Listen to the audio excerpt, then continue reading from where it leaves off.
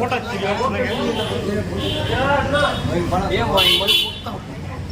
ಅದ್ರ ಒಂದು ಫೋಟೋ ಒಂದೊಂದು ತಗೊಂಡ್ಬಿಡ್ತೇನೆ. ತಗೊಳ್ಳಿ ಒಂದಿಲ್ಲ ಎರಡು ತಗೊಳ್ಳಿ.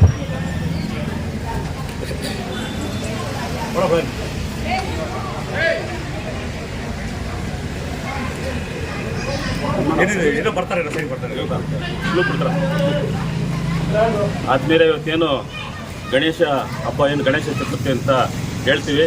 ಎಲ್ಲ ಸಮಸ್ತ ಹಿಂದೂ ಬಾಂಧವರು ಇಡೀ ರಾಜ್ಯಾದ್ಯಂತ ಮತ್ತು ಇಡೀ ದೇಶಾದ್ಯಂತ ಎಲ್ಲ ಜಿಲ್ಲೆಗಳಲ್ಲಿ ಎಲ್ಲ ತಾಲೂಕುಗಳು ಸಹ ಅತಿ ವಿಜೃಂಭಣೆಯಿಂದ ಭಕ್ತಿಪೂರ್ವಕವಾಗಿ ಆಚರಣೆ ಹಿಂದೂಗಳು ಮಾಡ್ತಾ ಇದ್ದಾರೆ.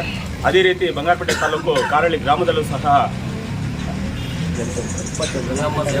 ಗಂಗಮ್ಮ ಸೇವಾ ಸಮಿತಿ ವತಿಯಿಂದ ಕಾರಳಿ 28ನೇ ವರ್ಷದ ಒಂದು ಗಣೇಶ ಚತುರ್ಥಿಯನ್ನು ಅತಿ ವಿಜೃಂಭಣೆಯಿಂದ 9 ದಿನಗಳ ಕಾಲ ಶ್ರದ್ಧಾಪೂರ್ವಕವಾಗಿ ಮತ್ತು ನಿಷ್ಠೆಯಿಂದ ಆಚರಿಸ್ತಾ ಇದ್ದೀವಿ.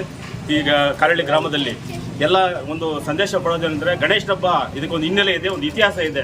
ಗಣೇಶ ಹಬ್ಬ ಮಾಡಬೇಕಂತ ಹೇಳಿದ್ರೆ ಅದಕ್ಕೆ ಸ್ವತಂತ್ರ ಪೂರ್ವದಲ್ಲಿ ಅನೇಕ ಹೋರಾಟಗಳು ಮಾಡಿರ್ತಾರೆ.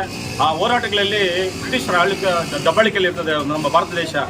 ಆವಾಗ ಯಾರು ಸಹ ಭಾರತ ದೇಶದಲ್ಲಿ ಒಗ್ಗಟ್ಟಾಗಿ ಯುವಕರು ಮುಂದೆ ಬರೋದಿಲ್ಲ.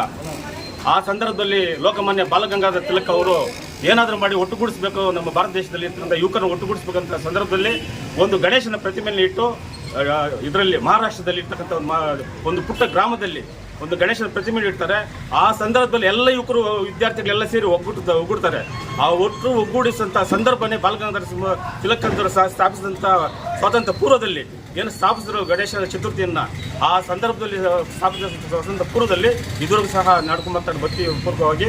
ಅದೇ ರೀತಿ ಇಲ್ಲಿ ಕಾರಳಿ ಗ್ರಾಮದಲ್ಲೂ ಸಹ ಯುವಕರು ಒಳ್ಳೆ ಶ್ರದ್ಧಾಭಕ್ತಿಯನ್ನು ಮಾಡ್ತಿದ್ದಾರೆ. ಏನು ಗಲಾಟೆ ಹೇಳ್ತೀರಾ, ಒಳ್ಳೆ ನಿಷ್ಠೆಯಿಂದ ನಡ್ಕೊಂಡು ಹೋಗಬೇಕು. ಮುಂದಿನ ದಿನಗಳು ಸಹ ನಮ್ಮ ಎಲ್ಲರ ಸಹಕಾರ ಮತ್ತು ಗ್ರಾಮ ಪಂಚಾಯತ್ ಅಧ್ಯಕ್ಷ ಆಗಿರ್ಬೋದು, ಉಪಾಧ್ಯಕ್ಷ ಆಗಿರ್ಬೋದು, ಗ್ರಾಮ ಪಂಚಾಯತ್ ಸದಸ್ಯ ಆಗಿರ್ಬೋದು, ಮುಖಂಡರಾಗಿರ್ಬೋದು ಮತ್ತು ಇಲ್ಲಿ ಸೇರಿರ್ತಕ್ಕಂಥ ಎಲ್ಲ ಯುವಕರಾಗಿರ್ಬೋದು, ನಮ್ಮೆಲ್ಲರ ಬೆಂಬಲ ನಿಮ್ಗಿರ್ತದೆ.